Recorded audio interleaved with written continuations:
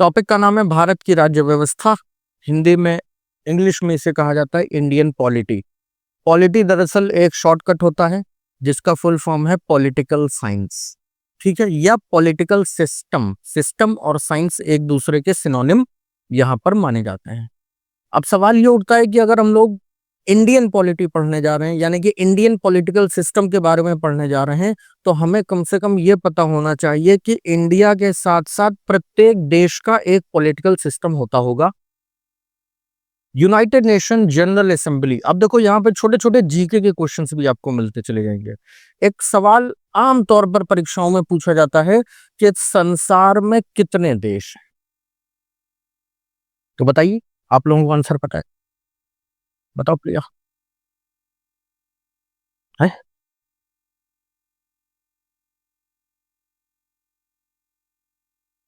193। और कोई answer? Ayush 149। Sandeep 193। The correct answer is 193। दुनिया में 193 देश है। लेकिन अगर आप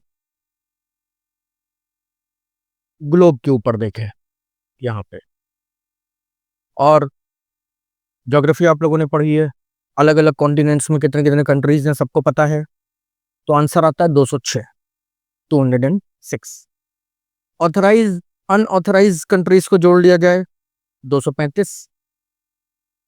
ओलंपिक में हिस्सा लिया था 265 देशों ने। ओलंपिक्स में, जो दुनिया का सबसे बड़ा स्पोर्ट्स इवेंट है, वहां पे हिस्सा लिया था 265 देशों ने। सही बात क्या है? तो सही बात यही है कि इस दुनिया में कितने देश हैं, इसकी भी एक डेफिनेशन होनी चाहिए, इसकी भी एक परिभाषा होनी चाहिए। परिभाषा कहती है कि यूएनजीए, जिसका फुल फॉर्म होता है यूनाइटेड नेशंस जनरल असेंबली, संयुक्त राष्ट्र महासभा इसे आम बोलचाल की भाषा में कहा जाता है। जितने देशों का रजिस्ट्रेशन यूएनजीए में है, जितने देश ऑफिशियली यूएनजीए के मेंबर्स हैं, उन्हीं को देश माना जाता है। आगे बात समझ में? तो how many countries are registered in UNGA? Answer is 193। Latest country, अभी तक बचपन में आप 192 पढ़ते आए होंगे, 193वां देश कौन सा है? South Sudan. सूडान के अंदर गृह युद्ध हुआ 2011 में, हमारी शांति सेना गई, 5 सैनिक भी हमारे वहां पे शहीद हुए, और फिर जाकर के सूडान 2 हिस्सों में टूट गया। South Sudan is the newest country in the world. The capital is जुबा। जुबा नहीं, जुबा। साउथ सूडान की कैपिटल है जुबा। दुनिया का 193वां देश है। बात समझ में आ गई? अब 193 देशों में से बहुत सारे देश ऐसे हैं जहां पे अलग अलग तरीकों से शासन किया जाता है। अभी मैंने आपको पाकिस्तान के बारे में पढ़ाया, तो पाकिस्तान में आपने देखा कि सत्ता के 3 केंद्र हैं। पाकिस्तान की सरकार है, वो भी शासन करती है। आईएसआई है, वो भी शासन करती है। पाकिस्तान की सेना है, वो भी शासन करती है। दुर्भाग्य की बात है कि भारत और पाकिस्तान एक साथ आजाद हुए थे, लेकिन पाकिस्तान का कोई भी प्रधानमंत्री अभी तक अपना कार्यकाल पूरा नहीं कर पाया। तो इसका मतलब unstable ruling, type of ruling हो गई ना। भूटान को देख लीजिए, भूटान में राजा रानी का शासन होता है। वहां पे राजा है, भूटान नरेश, क्या नाम है? जिग्मे खेसर न्यालपाल वांगचुक उनका नाम है। पूछा जाता है भूटान के राजा का नाम बताइए। नेपाल देख लीजिए, नेपाल में माओइस्ट रूल है इस समय। वहां भी पहले राजशाही थी, राजा लोगों का शासन था। भूटान के राजकुमार दीपेंद्र थे, उन्होंने अपने पूरे परिवार की हत्या कर दी थी 2001 में। शाही परिवार को ही उन्होंने गोलियों से भून डाला था। उसके बाद वहां माओवादियों ने सरकार बना ली, वहां पे माओइस्ट रूल है। आप चाइना चले जाइए, चाइना का नाम क्या है? People's republic of China. China का नाम क्या, ऑफिशियल नाम क्या है? पीपल्स रिपब्लिक ऑफ चाइना, जिसको हिंदी में जनतंत्र कहा जाता है। जनतांत्रिक चीन, लेकिन जनतंत्र जैसा वहां पे कुछ नहीं है। चाइना का संविधान कहता है कि वहां का राष्ट्रपति जब तक जीवित है तब तक राष्ट्रपति रहेगा। शी जिनपिंग जब तक मर नहीं जाएंगे प्रेसिडेंट रहेंगे। ये कौन सी रूलिंग है भाई? प्राइम मिनिस्टर होता नहीं है, सेना सरकार के कंट्रोल में होती है। हमारे यहाँ इंडियन आर्मी है, वहां पे चाइनीज आर्मी है। हमारी इंडियन आर्मी ऑटोनोमस बॉडी है, मैंने आपको बताया था, लेकिन वहां पे आर्मी जो सेना है वो सरकार के कंट्रोल में है। सरकार जो कहेगी वही करेगी। जापान चले जाइए, जापान में भी मोनार्की है, लेकिन वहां पे पार्लियामेंट्री मोनार्की है। जापान में राजा भी होते हैं, जापान में प्राइम मिनिस्टर ही होते हैं, वहां पे प्रेसिडेंट नहीं होते। कौन है जापान के राजा? कौन है जापान के राजा इस समय? जापान के राजा कौन है? अकीतो। उनके पिताजी नेरुहितो, उनके पिताजी हिरोहितो। ये जापान में राजशाही परंपरा है। यूएस में चले जाइए, यूएस में प्रेसिडेंशियल डेमोक्रेसी है, प्रधानमंत्री नहीं होता। वहां पे राष्ट्रपति अपनी जो कैबिनेट है उसको खुद चुनता है। हमारे यहाँ इलेक्शन होता है, तभी तो जब वहां पे राष्ट्रपति बनता है तो अपने पसंद के व्यक्ति को उपराष्ट्रपति बनाता है। तो कहने का मतलब यह है कि दुनिया के अलग अलग देशों में अलग अलग शासन करने का तरीका है। अब इन तरीकों में मैं कुछ तरीके यहाँ बोर्ड पे लिखूंगा और आप अनुमान लगाइएगा कि इनका मतलब आखिर क्या होता है। क्योंकि ये जो पॉलिटिकल साइंस है, ये जो पॉलिटिकल सिस्टम है, ये केवल एक संविधान की किताब नहीं है। आपने बहुत सारे लोगों को देखा होगा कि पॉलिटी के नाम पे उनको संविधान की एक धारा याद है, होना ही नहीं है कुछ उससे। आपको पॉलिटिकल सिस्टम की जानकारी होनी चाहिए, और इस समय जो भी सवाल परीक्षाओं में पूछे जाते हैं वो पॉलिटिकल सिस्टम से पूछे जाते हैं। हाल ही की परीक्षाओं में आपने देखा कि पूरा पूरा एग्जाम निकल गया, लेकिन एक क्वेश्चन कॉन्स्टिट्यूशन से नहीं आया। कहां से आए वो क्वेश्चन? पार्लियामेंट से आए, पॉलिटिकल सिस्टम से आए। एनडीए में भी देखा तुमने यही चीज, डायरेक्ट आर्टिकल नहीं पूछा गया। तो डायरेक्ट आर्टिकल पढ़ के आपका काम चलेगा ही नहीं, और अगर आप पॉलिटिकल सिस्टम सीख गए हैं तो फिर आर्टिकल पढ़ने की जरूरत नहीं है आपको। लेकिन दोनों ही चीजें इक्वली आपको पढ़नी है। तो चलिए समझ लेते हैं कि रूलिंग है कहीं पर।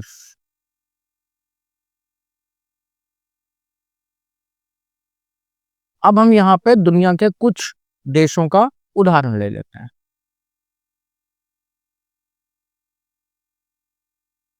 कि कहां पर किस तरीके की रूलिंग होती है। क्योंकि भारत में हम लोग रह रहे हैं, तो सबसे पहला उदाहरण हम लोग डेमोक्रेसी यानी कि लोकतंत्र को लेते हैं। भारत में कैसा शासन है? लोकतांत्रिक शासन है। कोई देश आपने देखा है वहां पे मोनार्की होती है, जिसको राजतंत्र कहते हैं। कोई देश आपने देखा है जहां पे मिलिट्री रूल होता है, इसको सैन्य शासन या सेना का शासन कहा जाता है। कोई कंट्री ऐसा भी है दुनिया में जहां पे रेड टेपिज्म होता है, हालांकि अब ये कम है। इसको हिंदी में लाल फीताशाही कहते हैं। कोई कंट्री है जहां पर ब्यूरोक्रेसी होती है।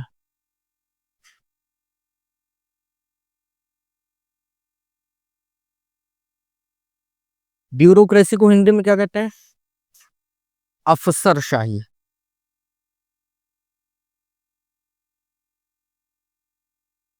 इसी तरीके से कोई देश होता है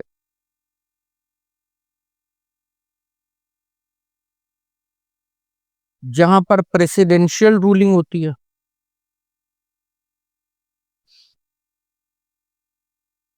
इसको राष्ट्रपति शासन कहा जाता है। इसी तरीके से कोई कंट्री होता है जहां पर मार्शल रूल होता है, इसको हिंदी में मार्शल का शासन कहते हैं। और एक्सेट्रा अन्य भी कई सारे होते होंगे, वो भी बात होंगे। अब एक संक्षेप में समझ लीजिए कि इनका मतलब क्या होता है। डेमोक्रेसी का मतलब है लोकतंत्र, जिसका हम लोग वृहद चर्चा आगे करेंगे, इसको बड़े लेवल पे हम लोग पढ़ेंगे। राजतंत्र का मतलब है राजा रानी का शासन, या तो वहां पे राजा है या रानी है, इसको सम्राट, पॉलिटिकल साइंस की भाषा में इसको सम्राट का शासन, क्राउन रूलिंग भी कहा जाता है। कहां पर है? ब्रिटेन में है, भूटान में है, जापान में है, और यूरोप में कहां पर है? स्पेन में है। तो इस तरीके से इसके भी एग्जाम्पल है। मिलिट्री रूल का मतलब क्या है? जहां पे सेना शासन करती है। सेना शासन का मतलब होता है कि जो सेना का जनरल होता है, आर्मी का जो जनरल होता है, वही उस देश का शासन संभालता है। अल्जीरिया, ट्यूनीशिया, चाड, मोरक्को, अफ्रीका में ये चीज हमें ज्यादा देखने के लिए मिलती है। इसी तरीके से जब रेड टेपिज्म की बात होती है, लाल फीताशाही की बात होती है, तो लाल फीताशाही का मतलब होता है कि मैं क्लास में हूं, बाद में बात करूंगा। तो रेड टेपिज्म, लाल फीताशाही का मतलब होता है special powers, ruling by the special powers. Ruling by the special powers का मतलब क्या है? कि ऐसा माना जाता है कि मान लीजिए मैं राजा हूं और मैं आप लोगों को पढ़ाता हूं, या आप लोग मेरे मंत्री दल के लोग हैं, मेरा आपके ऊपर बहुत सारा ट्रस्ट है और मुझे ऐसा लगता है कि ये लोग मेरे बताए रास्ते पर ही चलेंगे, इधर उधर नहीं जाएंगे। तो मैंने क्या किया कि आप लोगों को एक लाल रंग का फीता दिया, इस पे शाही मुहर लगी हुई है मेरी। ये लाल फीता आप लोग अपने हाथ में बांधेंगे, और बाहर सोसाइटी में जिस व्यक्ति के हाथ में ये लाल फीता बंधा होगा वही राजा है। यानी कि उदाहरण के तौर पे जिले का डीएम एक आईएएस अधिकारी नहीं बनेगा, जिले का डीएम वो बनेगा जिसके हाथ में लाल फीता है, वही लोग शासन करेंगे। तो इसको बोलते हैं रेड टेपिज्म, लाल फीताशाही। ये जो सेना वेना के ऊपर जो फिल्में बनती हैं, इनमें कुछ फिल्में पहले के समय में आपने ऐसी देखी होगी जिसमें यहाँ पे लाल फीता बांध के लोग रूल करते थे। आप लोगों ने तो नहीं, लेकिन आप लोगों ने एक मूवी जरूर देखी होगी धर्मेंद्र की और मुकेश खन्ना की, तहलका। याद है? डोंगरीला, डोंग कभी रॉन्ग नहीं होता। देखा आप लोगों ने? किसी ने देखा है? दिल दीवाने का दौलत दिलदार के लिए, बड़ा फेवरेट गाना है मेरा। उसमें जो डोंग है, डोंग कभी रॉन्ग नहीं होता, तो उसके देखा, रेड, लाल टोपी, लाल फीता, रेड, रेड टेपिज्म। ऐसे लोगों का शासन लेकिन बहुत सीमित होता है। अंत में देखो कैसे चुटिया खींच खींच के मारा गया उसको। तो कहानी वो काल्पनिक है, लेकिन सीखने के लिए बहुत अच्छी चीज है कि ह्यूमन बॉम्ब कैसे बनते हैं, स्लीपर सेल्स क्या होते हैं, मिलिट्री ऑपरेशंस कैसे होते हैं। अच्छी है, अच्छी थी रेड टेपिज्म। अब आइए ब्यूरोक्रेसी। ब्यूरोक्रेसी का मतलब होता है अफसरशाही, जहां पे क्लास 1 ऑफिसर्स के द्वारा रूल किया जाता है। जिले का डीएम ही जिले का राष्ट्रपति है, वही जिले का सांसद है, वही जिले का विधायक है, उसके अलावा कुछ। या जो प्रिंसिपल सेक्रेटरी है, जो प्रधानमंत्री का जो बायां हाथ है, वही रूल करेगा। इसको कहते हैं ब्यूरोक्रेसी, अफसरों के द्वारा शासन। मोदी सरकार के ऊपर कई बार आरोप लगते हैं, योगी सरकार के ऊपर कई बार आरोप लगते हैं कि आप लोग ब्यूरोक्रेसी करते हैं। क्योंकि योगी मोदी की सरकार में आप लोगों ने देखा होगा कि ऑफिसर्स के पास बहुत पावर है। कई बार आपने ऐसे वीडियोस देखे होंगे जहां के पुलिस के अधिकारियों ने नेताओं को दौड़ा दौड़ा के मारा, बड़े नेताओं को। इसको कहते हैं ब्यूरोक्रेसी। लेकिन ये ऑफिशियल जब हो जाए तब। राष्ट्रपति शासन, अमेरिका बेस्ट एग्जांपल है, जहां पे राष्ट्रपति के अलावा कुछ नहीं। बहुत सारे देश हैं, चाइना प्रेसिडेंशियल रूल कहता नहीं है, वो अपने आप को डेमोक्रेसी कहता है। इसी तरीके से मार्शल रूल, मार्शल रूल का मतलब होता है मार्शल के द्वारा किया जाने वाला रूल। देश का सबसे शक्तिशाली व्यक्ति ही मार्शल बनेगा। जो देश का सबसे शक्तिशाली व्यक्ति होगा वही मार्शल बनेगा। इसके एग्जाम्पल हमको कई बार पाकिस्तान में देखने के लिए मिलते हैं। जनरल परवेज मुशर्रफ, वो तो मिलिट्री जनरल था, वो राष्ट्रपति कैसे बन गया भाई? क्योंकि वो पाकिस्तान का सबसे पावरफुल आदमी था। जियाउल हक, वो तो मिलिट्री रूलर था, राष्ट्रपति कैसे बन गया? इस समय जो बांग्लादेश में हो रहा है, वो भी मार्शल रूल चल रहा है कि एक पपेट को वहां पे बिठा दिया, यूनुस खान को राष्ट्रपति के रूप में, लेकिन रूल कौन कर रहा है? मार्शल्स वहां पे रूल कर रहे हैं, एक्सेट्रा। इसके अलावा और भी कई सारे टाइप ऑफ रूलिंग हो सकते हैं। दुनिया में कई सारे मुल्क ऐसे भी हैं जहां पे कबीलों के सरदारों का शासन है। कई सारे ऐसे ट्राइबल कंट्रीज हैं, जैसे पापुआ न्यू गिनी चले जाइए, 10 पैसिफिक ओशन के अंदर जो नेशन है वहां पे चले जाइए, तो वहां पे ट्राइबल रूलिंग्स है, वहां पे कोई पर्टिकुलर पार्लियामेंट नहीं है। कभी आपने यूएनजीए की मीटिंग्स में भी देखा होगा, सोशल मीडिया पे ऐसी तस्वीरें वायरल होती हैं कि कोई नहीं फूल पत्ती पहन के ऐसे बैठा हुआ है, ऐसे लकड़ी का मुकुट लगाए। Cultural representation, this is called cultural representation. तो कई सारे देश ऐसे हैं जहां पर कल्चरल रूलिंग भी होती है। बात समझ में आ रही कि नहीं आ रही? कोई डाउट किसी को हो तो बताइए। विशाल, कोई डाउट? सुमित, कोई डाउट नहीं? अब एक इस चार्ट में सीमा, बात समझ में आ गई? अब इस चार्ट में हम लोग एक छोटा सा चेंज करने जा रहे हैं। चेंज ये करने जा रहे हैं कि ये बीच में जहां पे रूलिंग लिखा हुआ है, इसको हम लोग यहां से हटा रहे हैं। रूलिंग तो आपने देख ही लिए चल रही है, और यहां पे हम लिख दे रहे हैं संविधान या कॉन्स्टिट्यूशन। ध्यान से देखिएगा, चित्रों के माध्यम से जो चीज समझ जाओगे, लिख पढ़ के कभी नहीं समझोगे। ध्यान से देखिए सामने, कॉन्स्टिट्यूशन एक किताब है संविधान की। इसको हम लोग ग्लोबल कॉन्स्टिट्यूशन कह रहे हैं। इसमें जो धाराएं हैं, जो अनुच्छेद है, जो कानून है, वो इस तरीके के हैं जो पूरे संसार में एक समान रूप से लागू हो। जैसे कि चोरी करना अपराध है, पूरी दुनिया में अपराध है। स्त्रियों के प्रति अपमान का भाव, कुदृष्टि का भाव नहीं रखना चाहिए, ये पूरी दुनिया में एक समान है। तो इसी तरीके के हमने कुछ उपबंध, कुछ क्लॉज बना करके एक कॉमन कॉन्स्टिट्यूशन आपके सामने रख दिया है। अब आपको क्या करना है, मैथमेटिक्स में जैसे आप तुलना कराते हैं, या ए की वैल्यू ये निकल आई, अब उस वैल्यू को धरते चले जाओ, जहां जहां ए है वहां वहां वही वैल्यू धरते चले जाओ, तो कॉन्स्टिट्यूशन की वैल्यू सब में उठा के धरते चले जाइए। संविधान को इस प्रत्येक शासन पे आप उठा उठा के रखते चले जाइए, और सरल सी भाषा में एक उत्तर दीजिए कि क्या यह संविधान पूरे संसार में इन जगहों पर एक समान रूप से कार्य करेगा?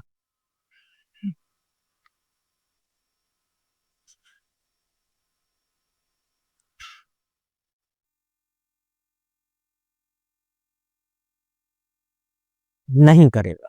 क्यों नहीं करेगा?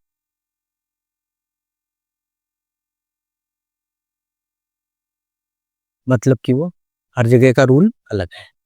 हाँ मेरा, क्या? यस सर, हर जगह का रूल अलग होगा। हाँ आयुष, बिल्कुल सही जवाब। जिसकी लाठी उसकी भैंस, जिसकी लाठी उसकी भैंस। जनता के हाथ में जब ये संविधान होगा तो उस तरीके से काम करेगा। जब ये किसी राजा के हाथ में होगा तो वैसे काम करेगा। जब ये किसी पागल मिलिट्री रूलर के हाथ में होगा तो ये वैसे काम करेगा। जब किसी बेवकूफ टाइप के लाल फीताबाज के हाथ में होगा तो ये वैसे काम करेगा। जब ये किसी अफसर के हाथ में होगा तो ये वैसे काम करेगा। जब ये किसी राष्ट्रपति के हाथ में होगा तो वैसे काम करेगा। और जब ये किसी पागल मार्शल के हाथ में होगा तो वैसे काम करेगा। एक जैसा काम कैसे करेगा? डॉक्टर अंबेडकर का बहुत प्रसिद्ध संबोधन है, पढ़िए उसको। डॉक्टर अंबेडकर कहते हैं कि भारत का संविधान आज यानी कि 1950 में जितना प्रासंगिक है, उतना ही आने वाले 100 वर्षों बाद भी प्रासंगिक होगा। अंतर आएगा शासकों में। संविधान को चलाने वाले जैसे होंगे, संविधान वैसा काम करेगा। ये डॉक्टर अंबेडकर का बहुत प्रसिद्ध वाक्य है। तो संविधान तो वही है, चलाने वाले लोग अलग हैं। तो जैसे चलाने वाले हैं वैसा ही तो संविधान काम करेगा। आ रही बात समझ में? कोई डाउट इसमें? बढ़िया से इसको आप बना लीजिए डायग्राम। एक होमवर्क, HW ले लीजिए। ये जितने टाइप ऑफ रूलिंग लिखे हुए हैं, चार्ट ऐसे ही बनाना। ये जितने टाइप ऑफ रूलिंग लिखे हुए हैं, इसके आगे कुछ कुछ एग्जाम्पल घर से लिख के लाना कि ये शासन दुनिया के किस देश में पाया जाता है, और जिस देश में पाया जाता है उसके रूलर का नाम। जैसे मैंने कहा जापान, जैसे मैंने कहा ब्रिटेन, तो ब्रिटेन में कौन है राजा रानी इस समय?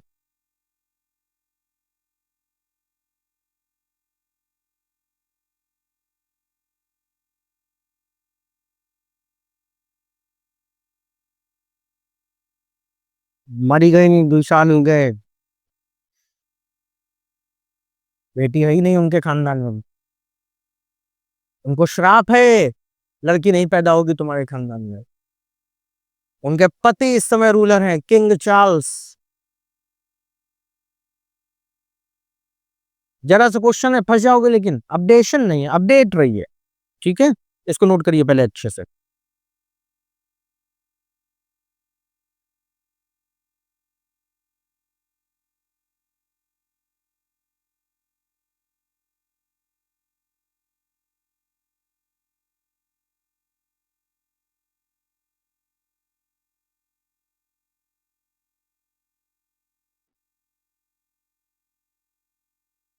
I'm in the class. Yes. Minimum 15 minute. नहीं, 6 बजे नहीं, पहले गया था।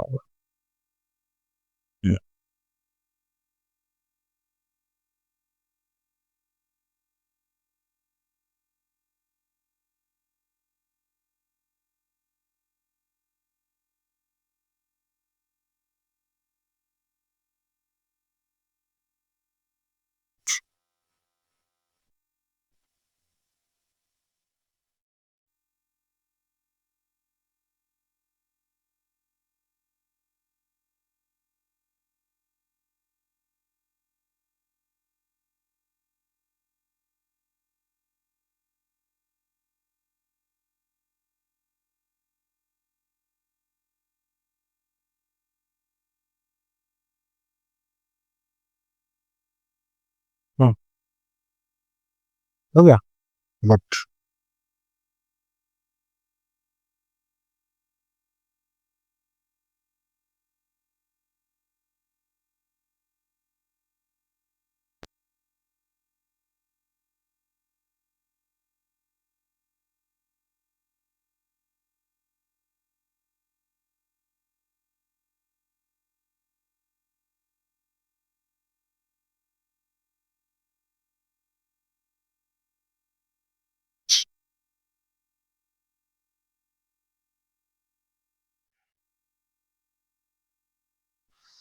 आगे चले।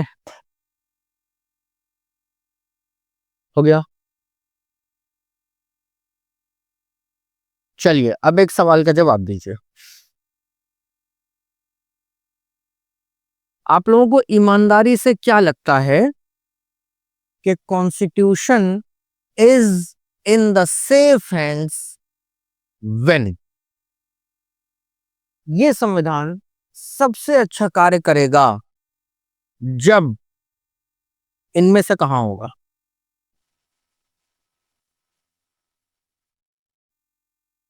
सुन के, समझ के आपको क्या लगता है कि संविधान को सबसे अच्छे तरीके से चलाने के लिए कैसा शासन होना चाहिए? हम्म, आइन प्रेसिडेंट रूल होना चाहिए। डेमोक्रेसी। हाँ, समझ।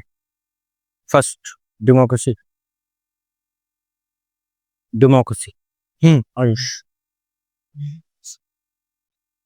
टाइम के हिसाब से नहीं, फैशन के दौर में गारंटी की इच्छा ना करें। आज जो चीज आपको बड़ी अच्छी नजर आ रही, कल वो अच्छी रहेगी कि नहीं रहेगी? हिंदुस्तान, ये बात मैं नहीं कहता, ये बात हमारा भाई ओवैसी कहता है। ओवैसी को सब लोग जानते हैं ना, असदुद्दीन ओवैसी, AIMIM चीफ। हिंदुस्तान में दो ही नेताओं को मैं प्यार करता हूं और बिल्कुल खुले दिल से उनका सम्मान भी करता हूं। पहला ओवैसी और दूसरा योगी आदित्यनाथ। कारण क्या है? ये दोनों नेताओं का स्टैंड क्लियर है, इनको मैंने कभी झूठ बोलते नहीं देखा। अगर वो बंदा हैदराबाद से कहता है ना कि मैं मुसलमानों का नेता हूं, मुझे बड़ा मजा दुनियादारी, मुझे केवल मुसलमानों के लिए काम करना है, तो भाई वो कम से कम स्टैंड तो क्लियर है ना उसका। और जब बात देश पे आती है तो उससे बड़ा देशभक्त नहीं कोई। योगी का कहना है मैं हिंदुओं का नेता, स्टैंड क्लियर है उसका। जब बात देश पे आती है, जब बात राज्य पे आती है, तो उसका कहना है कि मैं उत्तर प्रदेश का राजा हूं, तो सब मेरी प्रजा है, वो किसी भी धर्म के हो। बस यही दोनों नेताओं को इसलिए मैं प्यार करता हूं। तो ओवैसी का क्या कहना है? उसका कहना है कि भारत दुनिया का एकमात्र मुल्क है जहां पे मेजोरिटी हिंदू हैं, लेकिन बावजूद उसके इस देश में मुस्लिम राष्ट्रपति बना। दुनिया का कोई दूसरा मुल्क दिखा दीजिए जहां पे मेजोरिटी के अलावा कोई प्रेसिडेंट या प्राइम मिनिस्टर बना हो। भारत का राष्ट्रपति जब बनता है, भारत का प्रधानमंत्री जब बनता है, तो संविधान की कसम खाई जाती है। पाकिस्तान का राष्ट्रपति जब बनता है, प्रधानमंत्री जब बनता है, तो कुरान की कसम खाई जाती है। ये डिफरेंस है दोनों देशों में। पाकिस्तान में कभी कोई हिंदू प्रेसिडेंट बना क्या? कोई हिंदू प्राइम मिनिस्टर बना क्या? कोई हिंदू मिनिस्टर बना क्या? 18% से ज्यादा हिंदू वहां पे थे जब पाकिस्तान बचा था, आज 1.8% बचे हैं। बांग्लादेश में कभी कोई हिंदू प्रेसिडेंट या प्राइम मिनिस्टर बना क्या? दुनिया के किसी मुल्क में चले जाइए, जो मेजोरिटी है उसी का रूल है। हम दुनिया के एकमात्र ऐसे मुल्क हैं जहां पे इक्वल जस्टिस हम करते हैं। हिंदुस्तान शायद दुनिया का नहीं, ब्रह्मांड में और भी ग्रह होंगे जहां पे जीवन होगा, तो ब्रह्मांड का एकमात्र ऐसा मुल्क है हिंदुस्तान जहां पे हिंदू मेजोरिटी वाले देश में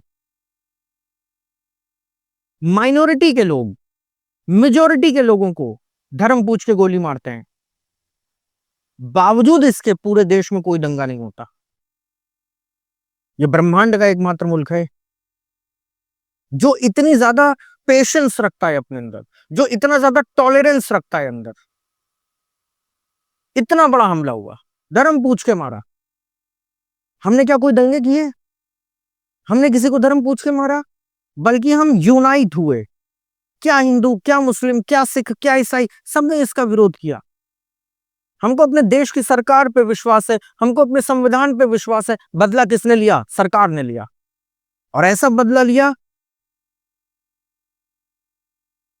कि अभी लंबे समय तक याद रखा जाएगा। आ रही बात समझ में? The one and only type of ruling in which the constitution feels safe is democracy.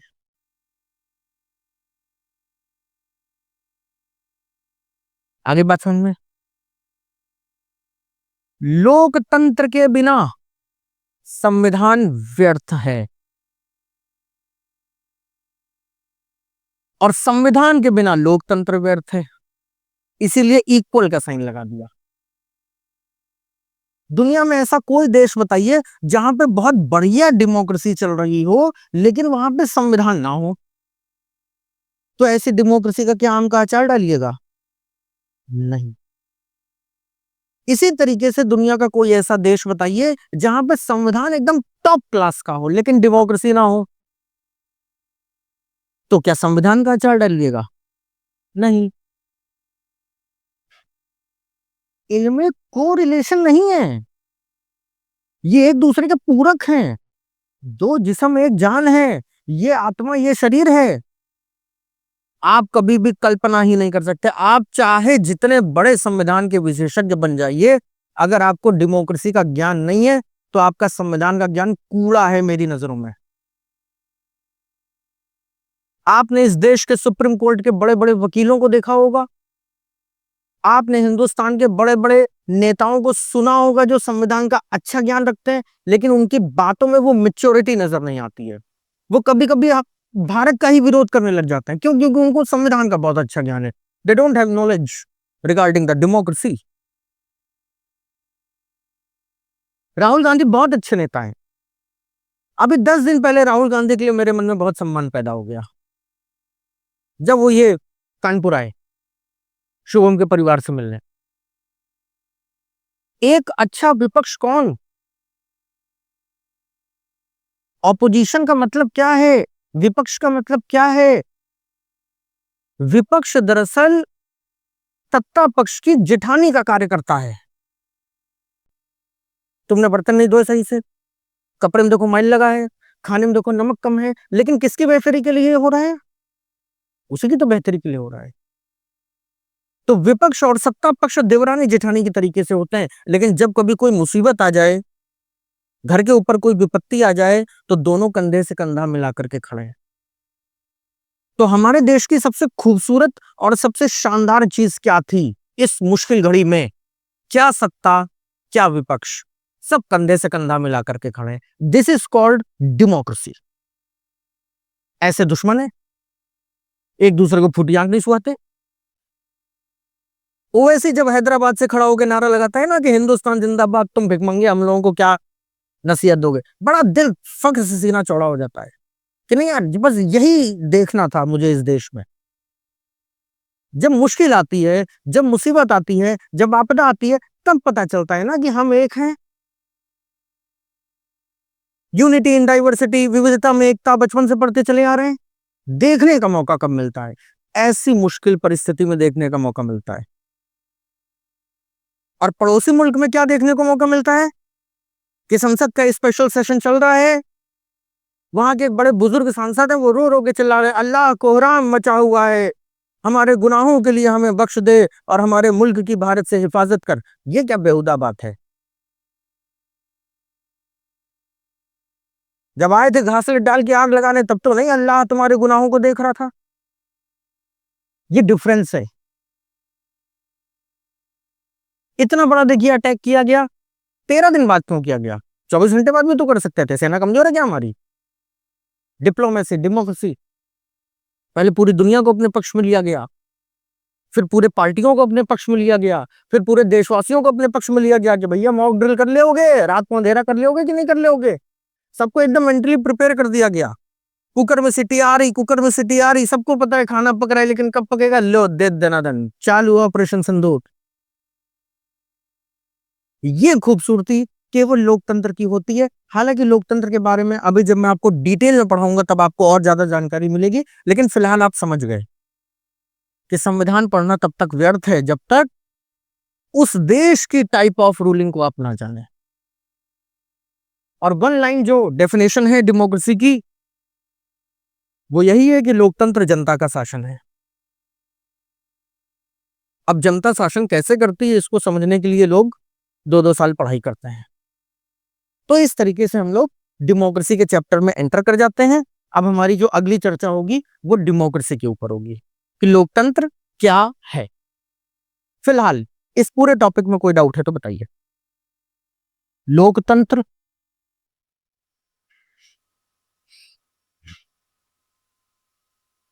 Democracy,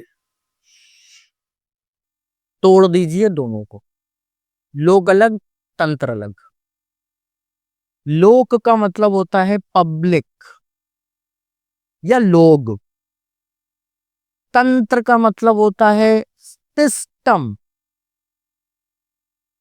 जोड़ दीजिए, एक ऐसा सिस्टम जो उस देश की पब्लिक के द्वारा ऑपरेट किया जाता हो,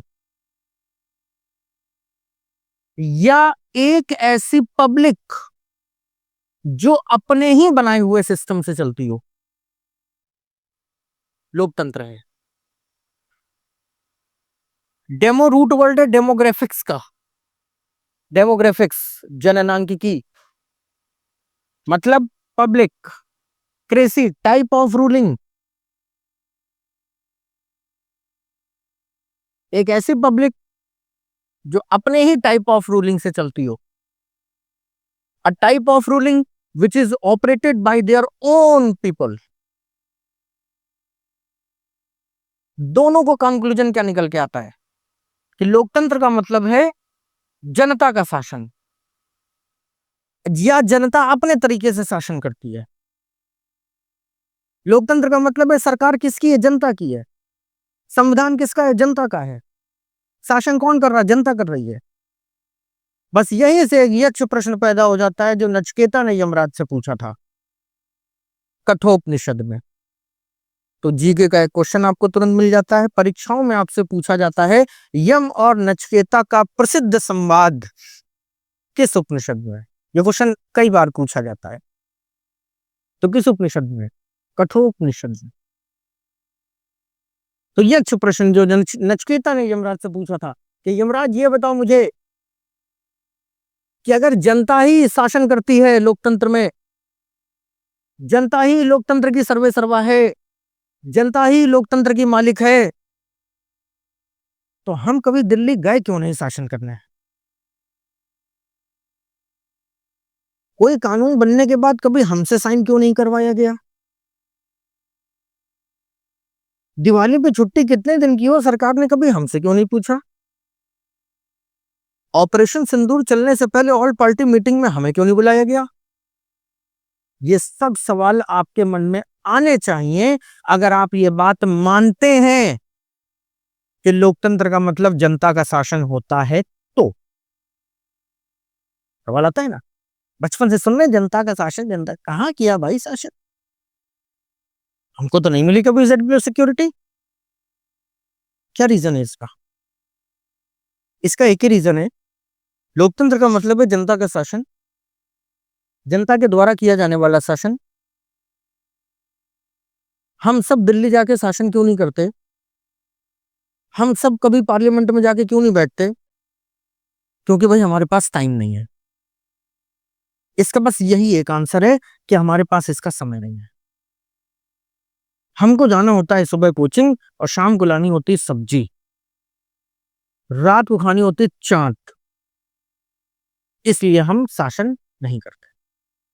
हम बहुत फ्री लोग हैं, हम इन सब चक्करों में नहीं पड़ना चाहते। इतना हमको एक्सेसिव प्रेशर नहीं चाहिए। हमको एकदम मस्त जीवन जीना है, ठंडा पानी पीना है, 12-14 घंटे सोना है, इसके बाद सानी लगवा के खाना खाना है। हमको इन सब चक्करों में नहीं पड़ना है। हम शासन नहीं करना चाहते, इसलिए नहीं करते। यही इसका सही जवाब है और कोई इसका जवाब नहीं है। तो जब हम शासन नहीं करते तो कौन शासन करता है? वो शासन करता है जिसको हमने शासन करने के लिए चुना है। आगे बात सुनिए, हमारे पास टाइम नहीं है तो हमने अपने बीच से एक बंदा चुन लिया, भाई तू जा, बस वो शासन करता है। इसको कहते हैं लोकतंत्र। इसकी जो विस्तृत, जो डिटेल्ड एनालिसिस है वो हम लोग कल करेंगे। ठीक है, यहां तक की कहानी सबको समझ में आ गई? कोई डाउट है तो पूछ लीजिए।